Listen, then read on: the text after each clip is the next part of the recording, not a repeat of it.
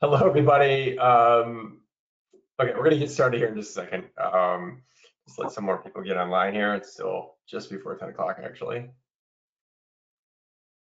They're piling into the virtual room as we speak. 1 second.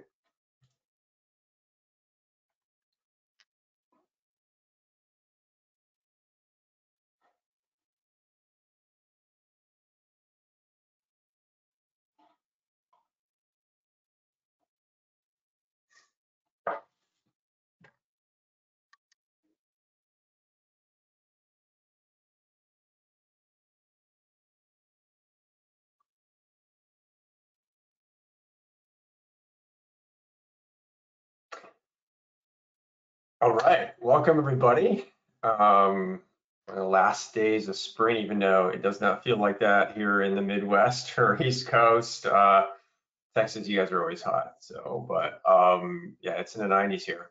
So kind of, it's amazing that we're getting these CP notifications and it is still spring.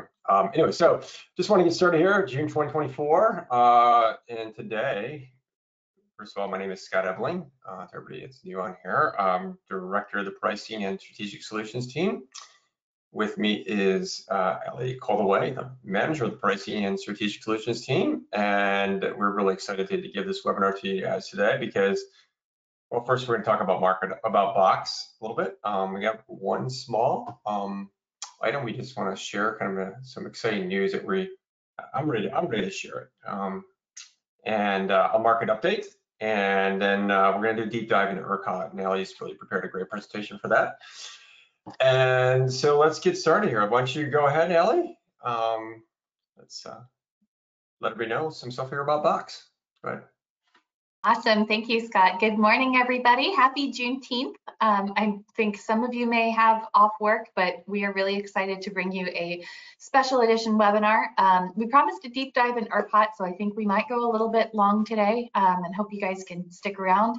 If not, we do record these webinars and put them up on our Broker Online Exchange YouTube channel, so feel free to check that out. And if you guys need the slides, if you need anything else from us or want to explore any of these conversations more in depth, we are available. For those of you who may be new to Box, new to energy, new to the space, just wanted to introduce ourselves and Broker Online Exchange. Broker Online Exchange is an independent energy broker providing independent energy brokers and affiliates with access to all top electricity and natural gas suppliers, instant pricing, and cutting-edge software, all supported by industry experts.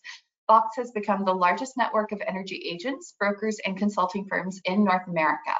We connected diverse variety of energy partners so they can each benefit from streamlined, efficient options in deregulated gas and electricity markets. You can see how you can scale your energy business nationally with our deregulated energy map, which is up on the screen here. You'll see natural gas options available in green, natural gas and electricity options available in the blue there. And then you'll see a bunch of states that are a little bit darker and a section that says limited availability. In those states, the entire US is deregulated for natural gas, but in those states, large commercial and industrial users may be able to shop. Those states may not have choice programs in place for their natural gas, and they are regulated for power for the most part. But we do have some options in those states for very, very large customers. Usually they have usage minimums or rate code restrictions that may be there. But if you have opportunities in these states, feel free to reach out to your account manager, reach out to Box. We would love to help you with one of these opportunities. One of the awesome things about Box is our resources, not only when it comes to licensing, but also when it comes to our wonderful supplier relationships.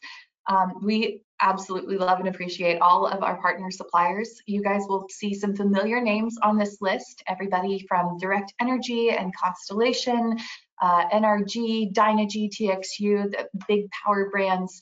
And then we also work with a selection of more smaller suppliers that are able to lend a level of regional expertise, some nimbleness to the way that they price things.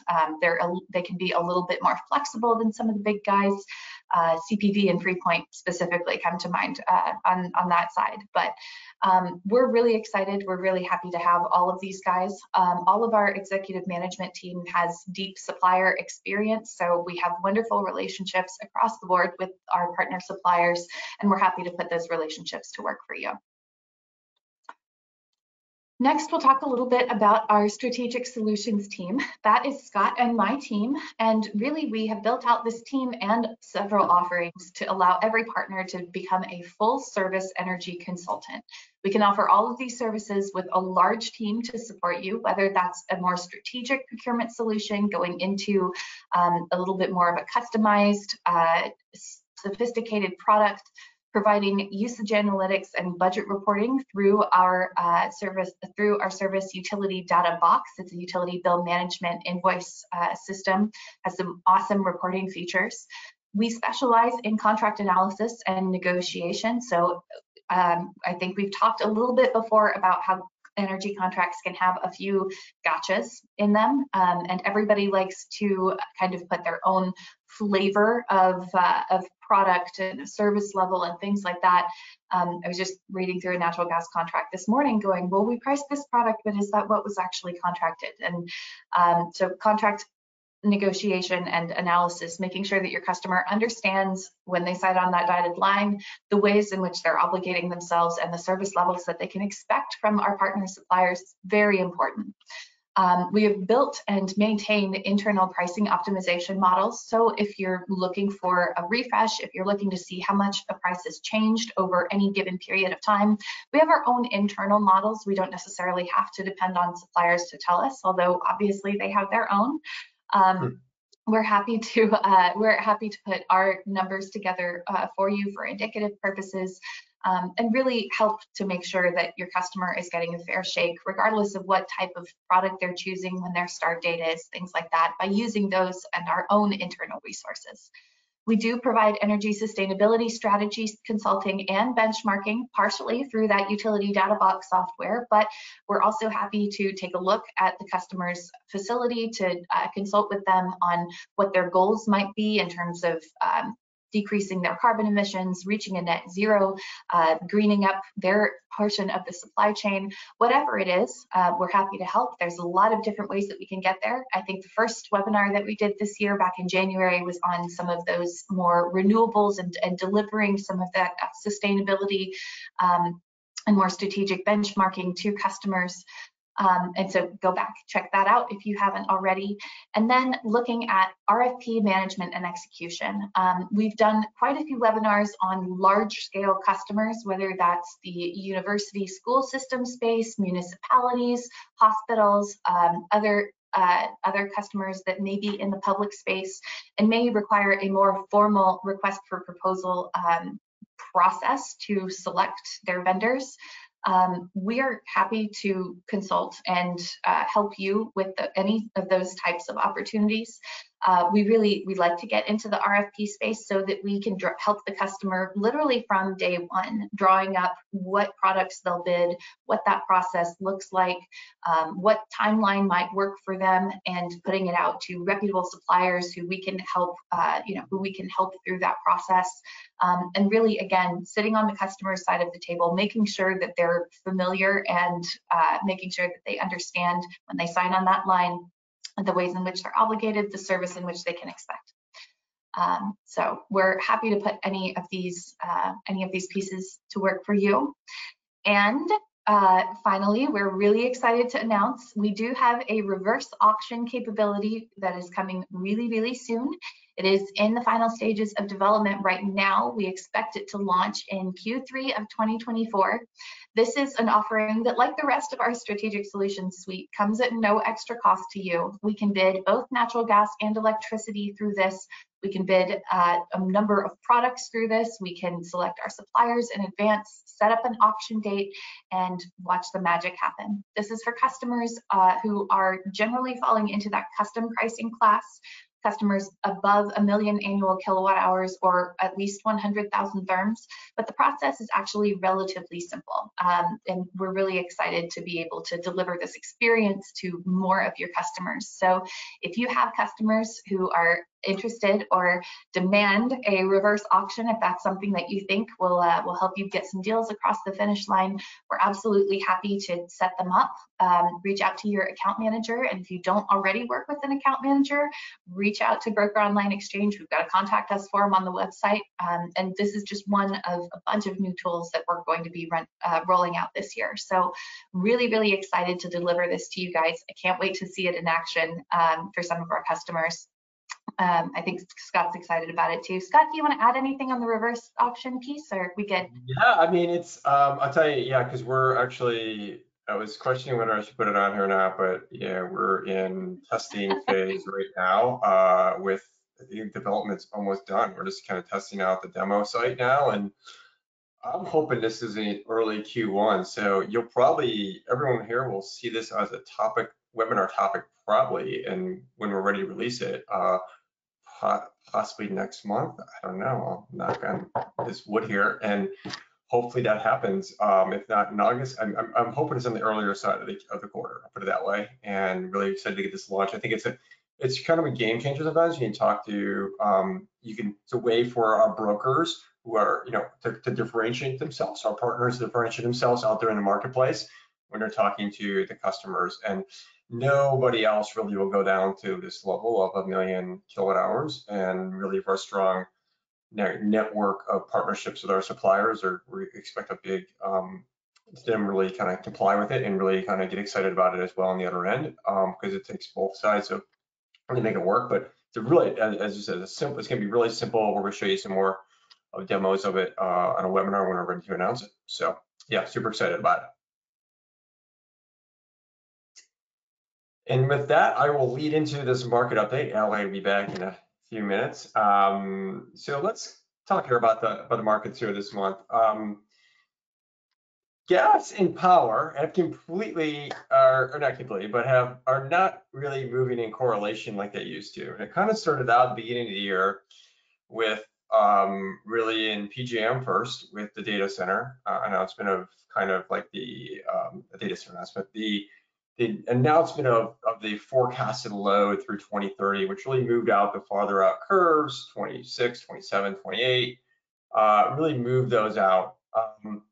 And then kind of separate different gas, gas is moving down. Well, now you have gas has kind of moved up a little bit, and power has, well, really more flat, I guess, in 26, 27, but up in 25, and power really has not moved as much. As you can see here across the board, and really that is really because they really got over their skis as far as the forecasting goes, and we're going to talk about that in a little slide a bit later on here. But they really got overextended on it.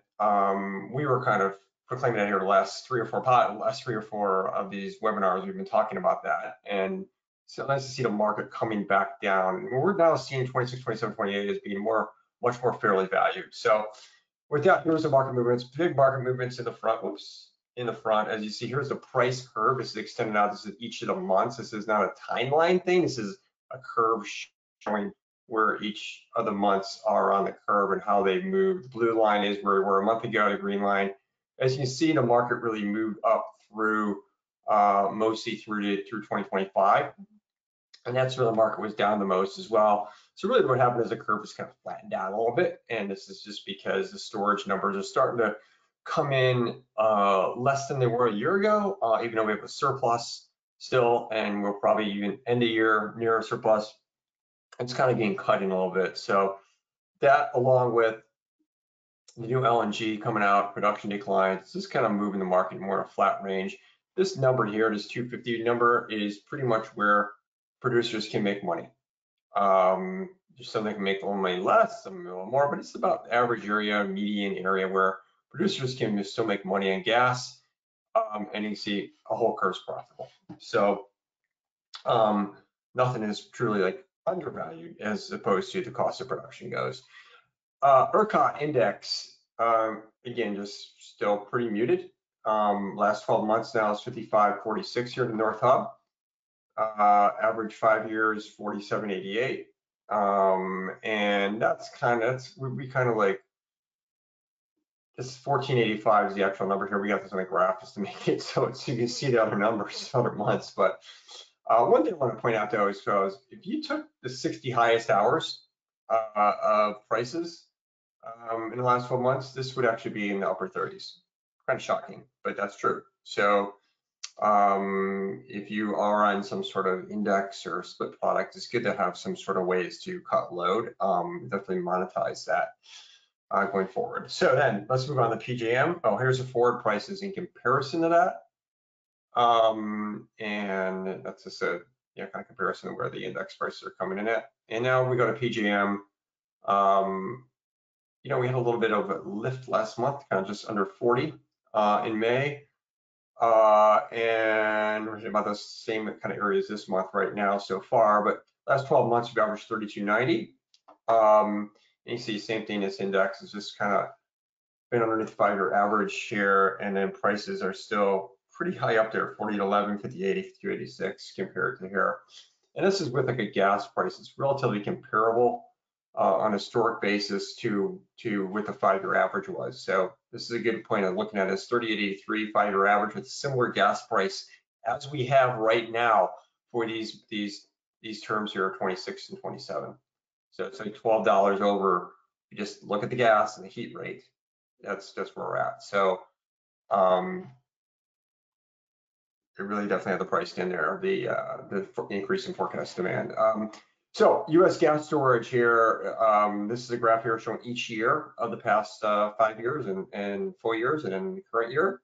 And you can see here, we're definitely in the top of the 5-year average, above it significantly.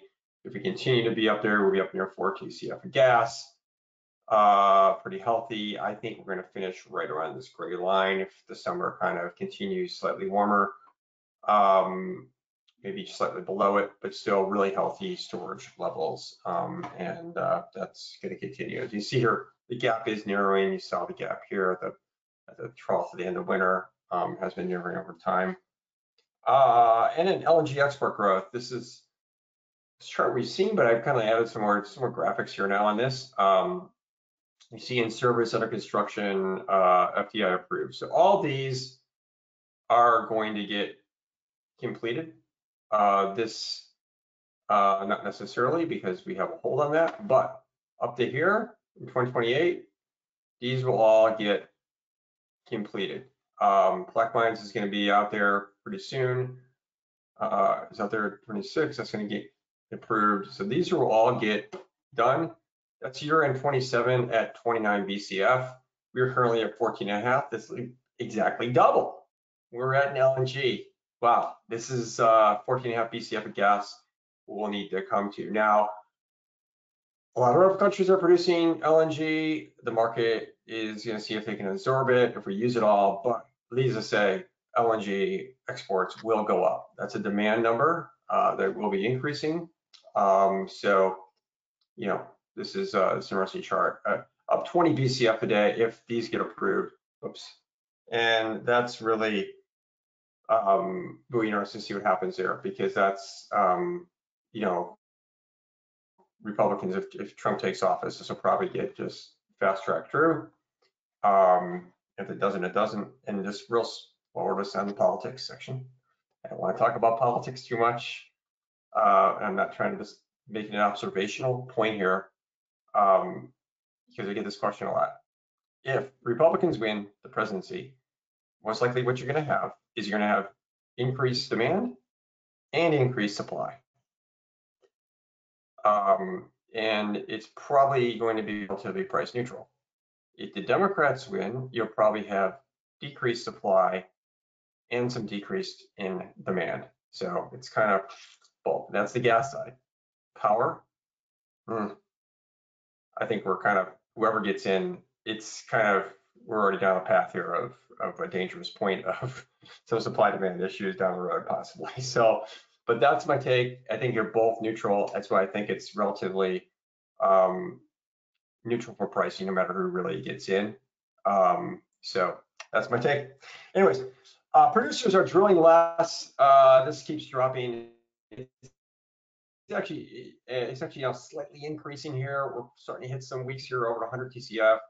And we might see that this week actually, and 100 BCF, sorry, a day. This is, but it's a big drop here. I'm sorry, this is a rig count. Sorry, production is next slide. Rig count has been dropping, and relatively significantly. We hit this kind of lull here and a big drop here from 160 down here, and then we had another drop here. I think it'll probably stabilize here. This will probably start increasing because of new gas prices over time. Usually there's a 6-month lag. We're starting to see that effect taking place because here's the production numbers. This is what I was talking about a second ago. Year over year, a decline, and definitely over the last 6 months, a big decline. This is a blip just basically due to weather, cold weather, or just kind of like, unable to freeze during that time. And this will probably start ticking up here. We're starting to see some numbers in the 100 here. This is month to date, by the way. So this will probably be close to 100 here once the month finishes. And yeah, so that's production. It's kind of like starting to stabilize down here, these levels, and the production will start increasing solely because the prices have increased. They'll react. They can make money. They're going to like drill the wells. There's an ROI on it. They're going to drill them. That's their business. So it's going to happen. And then I just want to go on a couple slides here of a couple myths out there. I've talked about this before. I just want to bring it up again because the hurricane season is coming. Everybody's talking about how dangerous, how big it's going to be, and then everyone says like, oh, we should go buy gas. Well, that is so pre-iPhone period. That was in 06 when Katrina hit, and of course we had close to 13% of the gas is produced in the Gulf of Mexico, really kind of like mostly in one kind of sector area there, which got nailed by Katrina. And now we're down to less than 2% of our gas is produced there. So it's not as significant of a thing now. And in fact, if anything, hurricanes are demand destruction scenarios. And this is kind of our estimates of where if the storm landfall happened in, say, Florida, it would probably be about a 2.3 BCF a day decrease in power demand because natural gas fuel. There's no real LNG, but it'd be 2.3 total demand there. And there really wouldn't be any much production decrease because there wouldn't be anything damaged because it's not in Florida. At the Florida border, the Texas border, that's where you're going to see more of this issue here, which would be about a 1 point. If everything got shut down, 1.8 BCF a day, but you have a potential up to 7.7 of total demand decrease because this is where a lot of LNG shipments come out. Ships would stop, shut in the ports, and be demand destruction, big demand destruction. And it's happened in Texas. Again, less of a chance of supply destruction here, but also power demand and LNG demand destruction here, roughly 3.6. So, if gas prices shoot up, just wait for the landfall because then the damage starts, boom, boom, boom, and then we're going to be shortage of some gas. And all this is temporary. Again, this doesn't happen in long-term stuff. Yes, Katrina shut down some supply of long-term LNG terminal stuff, but it's not long-term. We're talking weeks, not months. So, and if that even just a week, it's not a huge systematic issue. And then another thing here, I just want to talk about this. This is not a chart, the PDFs there. You can take a look at it. But this is on the left. This is just talking about kind of really the chip capabilities that are going into powering these machines at data center. This is the computing power of each of the chips, right? So see this increase in the computing power, and then boom, energy required has drops over time. This is a new Blackwell, which is going to be significantly less power being needed for it. So computing power going up, energy required going down, and this we keep saying chips are getting faster and more efficient, which is why I believe data center electricity demand increase projections are too high. I don't think you're factoring this fully in. Because well, definitely PJM isn't, because when Blackwell was announced in March, PJM came under forecast in January, and most of these things are written and studied well before that announcement, and no one's even decided to go and change anything. No one else is really talking about this, but I bet you it will be starting to discuss well over the next year. So that being said, last thing I want to say, have a strategy. Historical natural gas prices here, we're still near the bottom part of this. This is a risk thing. Manage the risk appropriately, because you got to be disciplined. Customers are not taking a long position, which means that they're going out buying power, speculating on it. They're actually covering their short position. They expect to be in business through 2030. They need to cover with gas and power their needs through that time. They're short the market. The market goes up, they're going to be paying more. So the only way to cover that is to have a disciplined purchasing strategy, which we are here to help out with. And Allie, I will let you now take it away and do this deep dive into ERCOT. Go ahead, Allie. Awesome. Thank you, Scott. Great market update. I certainly hope that some of these load forecasts are a little bit overblown, because at least here in ERCOT, they're looking a little bit scary, but we'll get there. So we get a lot of questions on ERCOT. It's definitely been a hot market, both temperature-wise and topic-wise. So we wanted to do a deep dive on ERCOT. It is Box's home state for a lot of us, myself included, born and raised Texan. And so we're happy to share, and it is a unique market within our space for a few different reasons that we'll look at. So just to go ahead and get us started here, ERCOT stands for the Electric Reliability Council of Texas. They work hand in hand with our Public Utility Commission, the PUCT, and are responsible for managing the flow of electricity to over 26 million Texas customers. This represents about 90% of the state's electric load and about 75% of the geographic area. We have a lot of major cities in Texas, which manifests itself in unparalleled energy demand and consumption, as we'll see in some slides there. But really, the intro to ERCOT, the Electric Reliability Council of Texas, is important because these guys are the ones who are responsible for managing our power grid. They're the ones who are responsible for load forecasting, for making sure that we are able to balance that load and making sure that there is power online whenever you need it, however you're going to use it. So their four primary responsibilities are to maintain system reliability such that there is power available whenever someone goes and flips on a light switch or plugs something in. They facilitate a competitive wholesale market as well as a competitive retail market, and they also ensure open access to transmission. The very first electric companies in the US were created in the late 1800s, but there weren't really any federal regulations as far as the electric industry whenever it was new. We started to see a lot of independent utilities form, and they really actually all joined up and started and continued to join up during the First World War and a little bit after. Franklin D. Roosevelt passed the Federal Powers Act in 1935, which regulated any electric company with operations that cross state borders. Texas, at that point, all the way back in 1935, still made a very Texas move and decided that they weren't going to be federally regulated and that they were going to operate without interstate connections. And to this day, our interconnections with other states to other power grids are still very limited. This is to avoid regulation. It does also help us whenever we're plugging in additional transmission or additional generation capacity. And we'll talk a little bit about that later. We do have also, just want to speak to the areas in gray here.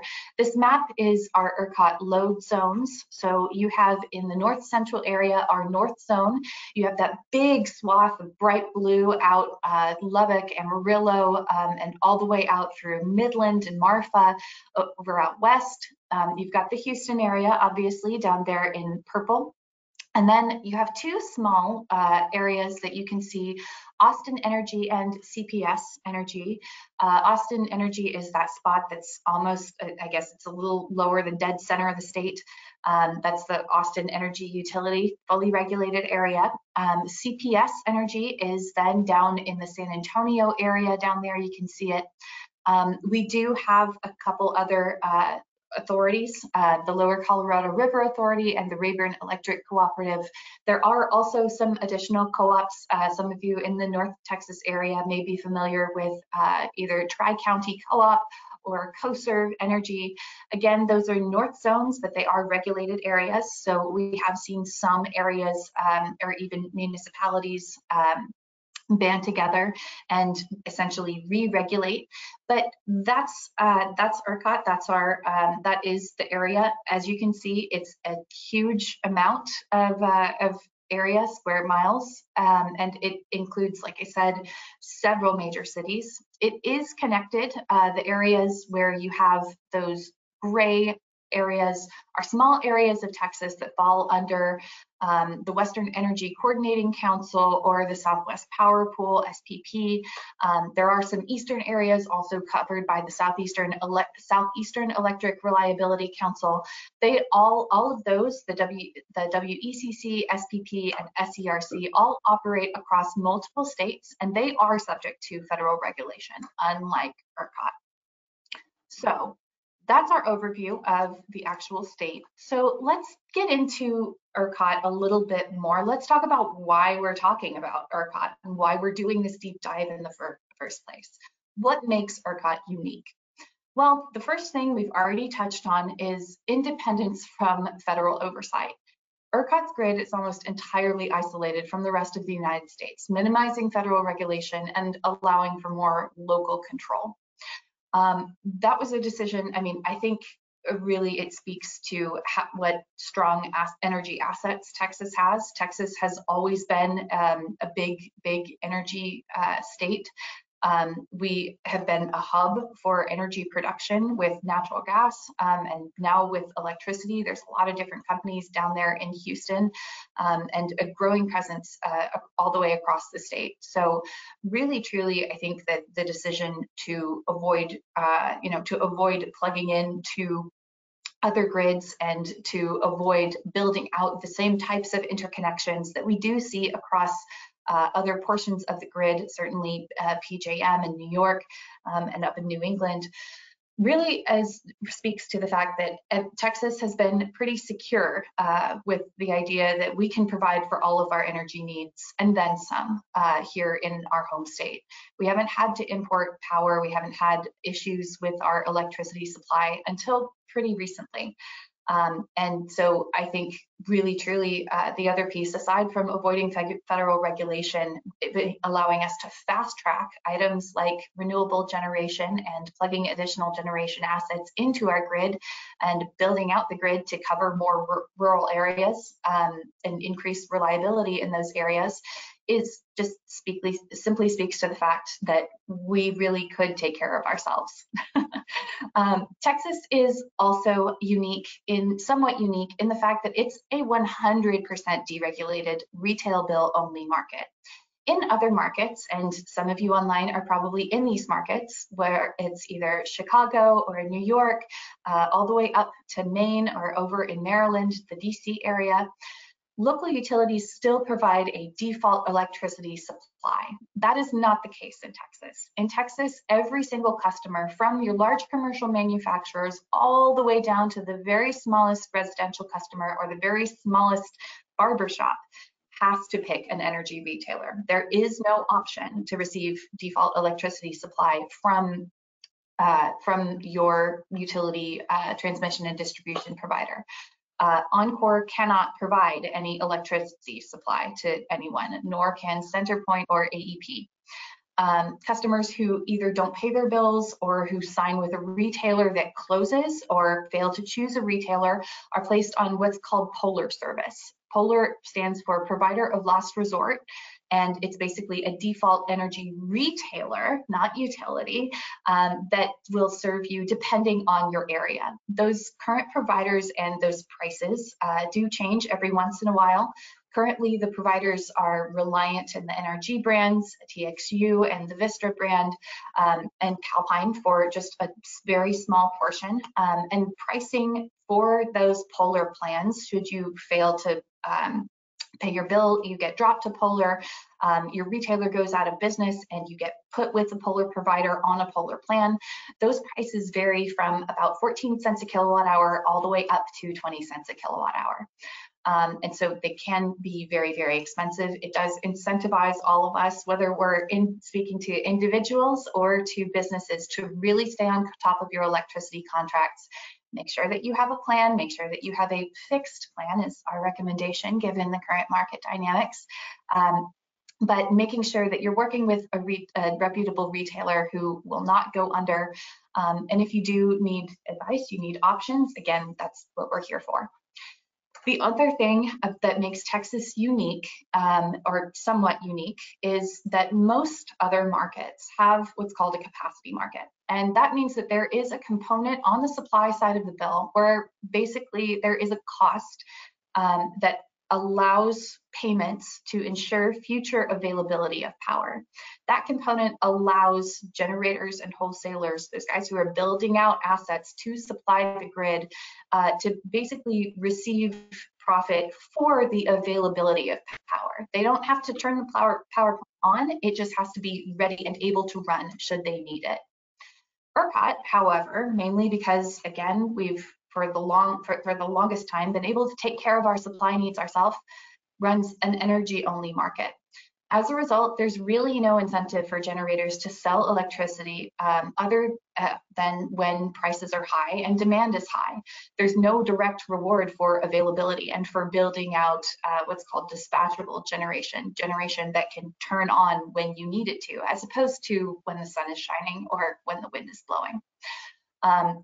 And that has really served us well. It has resulted in historically very low prices, but unfortunately, the lack of a capacity market and the lack of those types of cost mechanics in our market is also somewhat to blame for the predicament that we find ourselves in, for all the volatility that we've been having, and for looking at each other whenever we have the types of demand forecasts that we're having, looking at how much our load is growing and how much more it's forecasted to grow, and saying, we may not have, enough supply to get through peak summer this year, much less 4 years from now, or 5 years from now, or 6 years from now, if we need another, 40 megawatts of generation.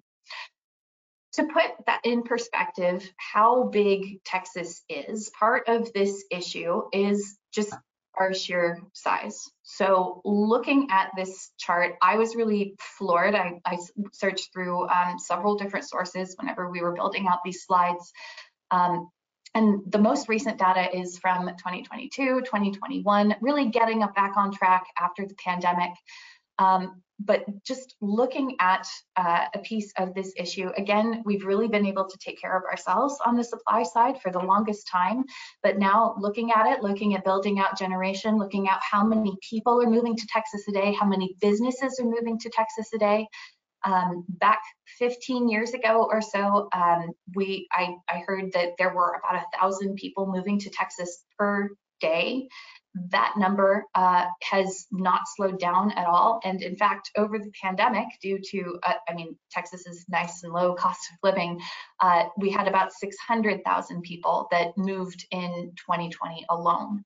So our population is growing, our business is growing, our economy is growing, and our demand for and consumption of electricity is the biggest in the country by a long shot. And if you see the rest of the states down, this is top 10 or so, but we are more than double California, or almost more than double California's number.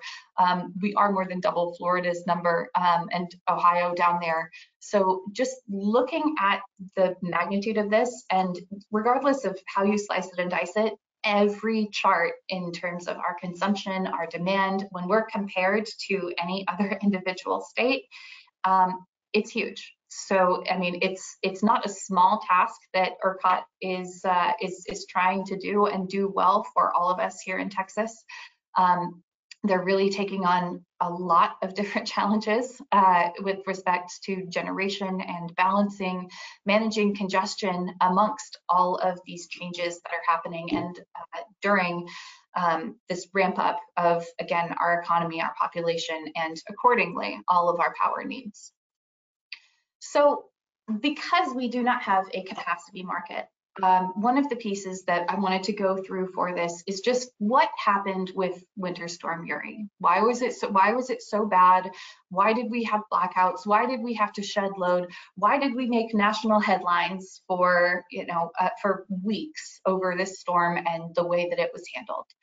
And I think that this chart really speaks to what can go wrong in an energy-only market if you do not have additional capacity in place, if you do not have the level of demand reserves that you need, or if part of your generation fails to perform. So everybody knows, as certainly everybody in Texas remembers, February 2021, a severe winter storm named Uri caused extreme cold temperatures, leading to significant increase in electricity demand and a decrease in supply as power plants started to fail.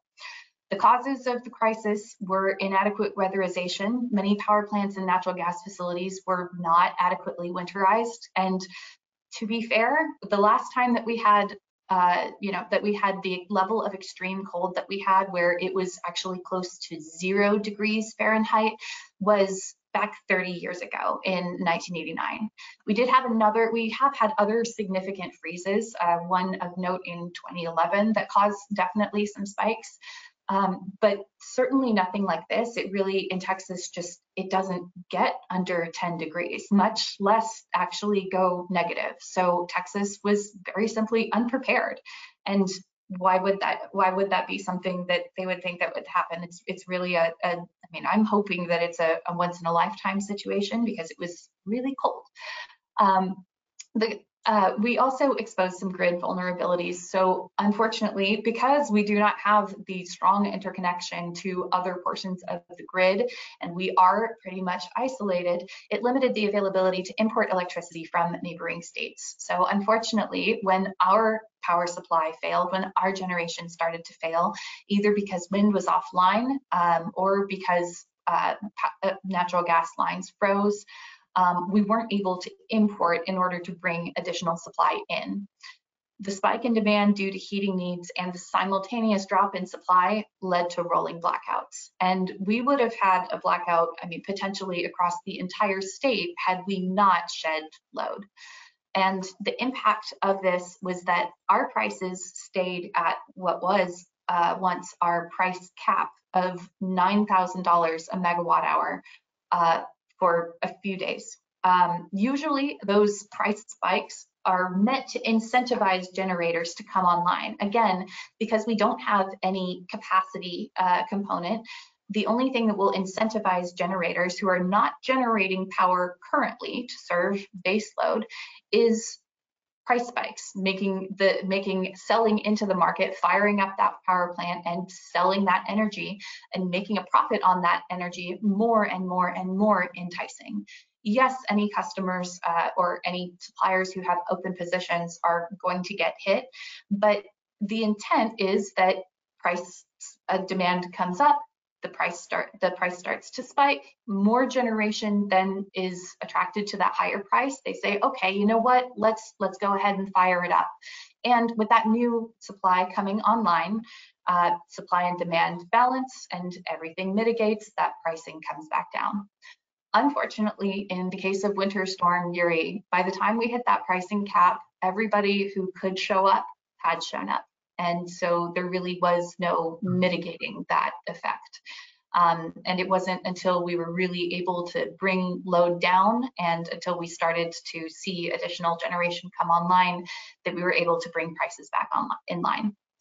There were a lot of detrimental consequences, both human and economic. Unfortunately, 246 people lost their lives, and the economic losses reached hundreds of billions of dollars.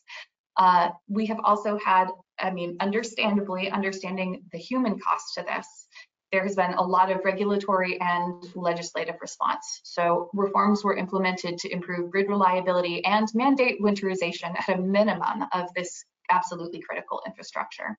So this, again, is the worst case scenario. We have a lot of people who describe it as a black swan event. But it pointed out the fact that if, for whatever reason, whether it's because power plants can't run or our demand gets away from us because our forecasts are inaccurate, that we could really be in a pickle, because there isn't a mechanism to ensure power availability, nor is there a mechanism to import power from other sources if we can't serve our own needs. So the Texas legislature, ERCOT, PUC, have been working on that problem literally ever since this freeze. They have been looking at it, they've been doing a lot of reforecasting, and they have implemented some new cost components. So moving into our new cost components and the way that these dynamics are affecting and will continue to affect pricing. The first one is ERCOT Contingency Reserve service. This is a daily procured ancillary service. As energy demand continues to grow, ECRS will support grid reliability and mitigate real-time operational issues to help keep supply and demand balanced. This component is a little bit difficult to predict. We do have some suppliers who are including it by default, both on matrix side and with custom pricing. If you need it wrapped in, again, we have suppliers who are providing that. Some are passing it through, or some are able to wrap it in, but give it an adjustment. And with these components, we're really starting to see a little bit, not necessarily a capacity market emerge at all, but back 10 years ago, if you were selling power in Texas, you really only had to worry about the commodity price. That was the lion's share of the price, and everything else, your losses and your ancillaries, maybe whatever nominal renewable portfolio standard was necessary, were really pretty negligible charges. Even basis and congestion were, again, negligible because we were serving our own needs and everything was fine. Now, post-Uri, we've really started to see these cost components pile on. We started to see a little bit of that debt from the price being at the cap for so long get financed, which brings us to the next piece here, our securitization fees, default and uplift. These components allow ERCOT to obtain approximately $3 billion in funds to help stabilize the wholesale energy market. These are non-bypassable charges relating to ERCOT finance costs associated with the extraordinary costs, unfortunately, that market participants received and subsequently defaulted on during Winter Storm Uri. It really truly was a time when our market failed us, and we are literally paying the cost to this day. The last one we want to go over here is firm fuel supply service, which provides additional reliability and resiliency during extreme cold weather and compensates generation resources that meet a higher resiliency standard.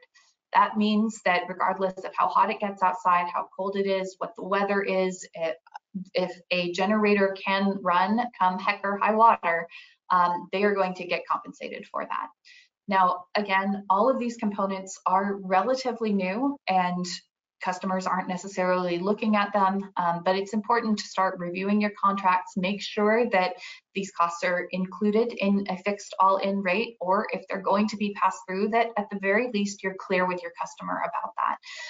9 times out of 10, these costs are not going to break the bank. Again, these are ancillary services. They're not going to be something where it's, you know, a full penny and a half of your per kilowatt hour rate, but potentially they could be. If we continue to see this type of move, if we continue to have these premiums placed on availability of generation, we really want to make sure that customers are prepared for their prices to change. Again, a fixed price may not mean a fully fixed price. And this is certainly now true, not just in our capacity markets, but in ERCOT as well. The next piece that we wanted to go over, I wanted to put these 2 slides back to back, looking at our peak demand forecast. So we went over how much bigger Texas is, how much larger our consumption is, and accordingly our demand is than other states, other areas. And I mean, it's staggering.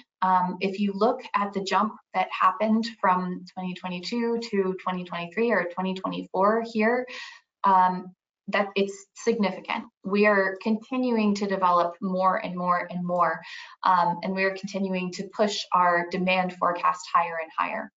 This is what is causing a lot of the volatility currently, because the concern is if we do continue to see these types of record demand, I think it was last summer, just in a single month, ERCOT set 10 new maximum demand records in August. 10. And I mean, it hasn't stopped. We're continuously setting new records and pushing that demand forecast up and up and up further, and pushing that max. If we continue on that path, then at some point we may not have the supply to meet demand. What we want and what we need to build is a supply that is robust and will never run, where we are never running the risk of running out of power, of having demand overlap supply, because again, that means an overwhelmed grid, that means blackouts, and that means more of these types of costs for everybody. So if we are going to have the demand that we expect, we're going to have to build out a lot more generation. And we knew that. We knew that going from 82,000 out to 90 was going to be a big jump, but then ERCOT went and changed the rules. Instead of, let me see, previous planning rules prohibited ERCOT from factoring in load that was not necessarily financially committed, but HB 5066 passed by the Texas legislature last year now requires that ERCOT consider those prospective loads identified by transmission providers all the way across the state. And so as a result, our load forecasts have absolutely taken off. They were going to the moon in a single year. This is an entirely new era of planning. There have been Forbes articles and Bloomberg articles about how the ERCOT Texas president and CEO, Pablo Vegas, basically said, listen, we have to plan for this in an entirely different way. We have to figure this out, not in 10 years when we can maybe build out some additional clean nuclear dispatchable generation, but like yesterday. Because if all of this demand does materialize, then we could be in real trouble. And to be fair, again, we're in a market that allows new generation to connect to the grid at an unprecedented pace. We have less restrictions in place to be able to do that. And as we bring on additional generation, whether it's utility installed battery storage and they get to charge up some nice assets there and treat that as an asset of their own, or whether we have additional solar, wind generation, or additional or other dispatchable resources like coal or natural gas coming online, we're going to need that generation.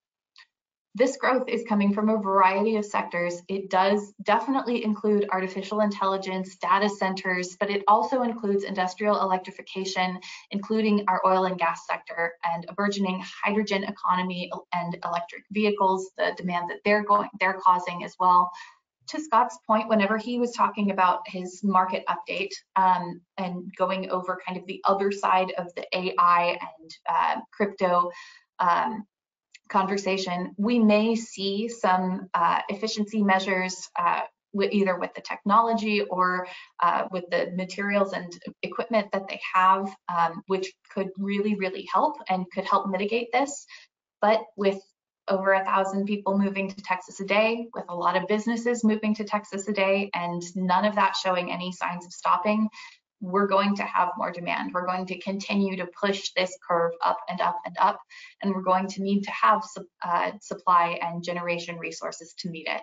So the question now is, if we are currently able to meet supply, for how long is that the case? And realistically, that depends on how quickly we grow. But we could be matching our max relatively quickly if we continue to push this lineup, which is why pricing has been so volatile, which is why all fixed energy rates are very expensive in comparison to where they have been the last 10, 15 years, and why we're really, truly in ERCOT, we are in a new market today with new fundamentals and new drivers in comparison to what everybody is really traditionally more familiar with. Scott, do you have anything you want to add on this piece before we get into a little bit more of the implications on pricing? Pricing, yeah. I mean, not much to add. This is an incredible summary you're doing here, Allie. And really just this future growth, generation growth opportunity.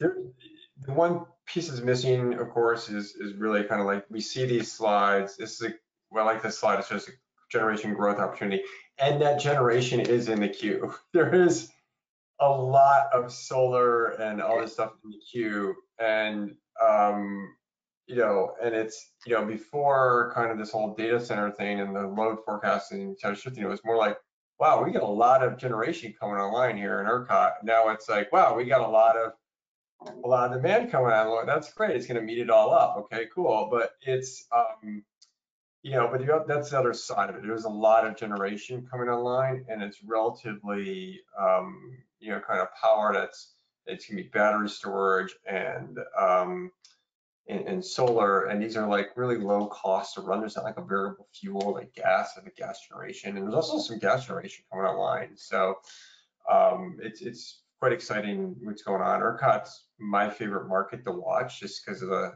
volatility and all the changes. It's kind of a Wild West kind of thing, but I think they're kind of in the end they're doing it right.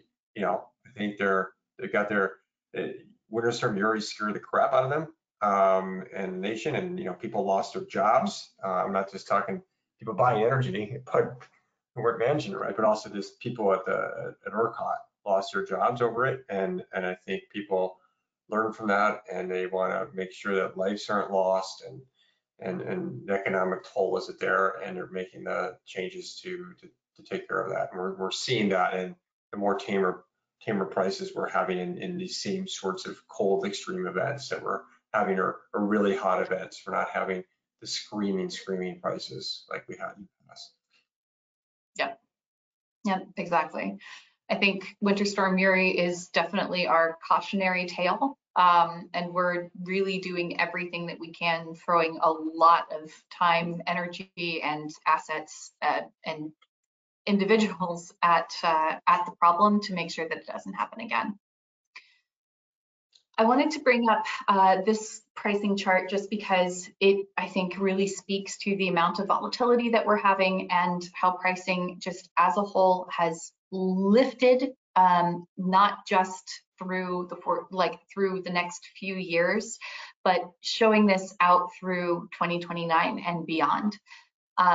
I was talking to a customer the other day, and they were saying, well, isn't this a really significant, I mean, this seems like a really bad problem. This seems like it's significant. Is there no fix for this? And yes, there absolutely is. There is, to Scott's point, there is more generation coming online. That there is additional legislation that's coming through. We have several regulatory agencies who are very involved and who are prioritizing this as their absolute #1 issue. But unfortunately, due to our size and our complexity here, this is simply not an easy problem to fix.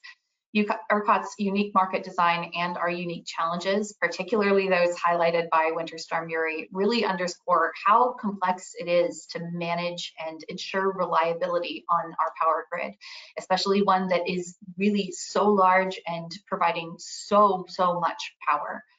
Current and our future efforts are going to focus on enhancing our grid resilience, integrating renewable energy, and addressing our growing demand. But as you can see in this chart, really every year out 2025 through 2029, and that's what this chart is looking at, by the way, is these are our future strip prices for power. This is Encore ERCOT North Hub.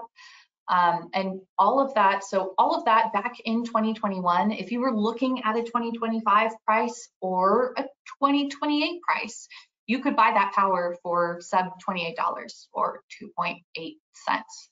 And then you'll see the effects of Winter Storm Uri. You'll see the effects of Russia invading Ukraine and the price lift that we had there once natural gas took off.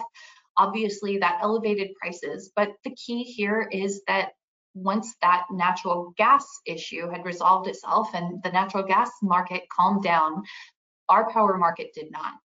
And you can really see it's telling that those lines have separated. You'll see the prompt years elevate a little bit and maybe they mitigate, but the end of the story is that all of the years come up. So this pricing really does speak to continued volatility and our demand growth for the foreseeable future. Again, this is something that is receiving a lot of attention at our state level. We're making national headlines still based on our demand events and any price spikes that we have. But the important part of this is that it's a great time to be a broker, a consultant in Texas. People are going to need help navigating this new market, understanding where these costs are coming from.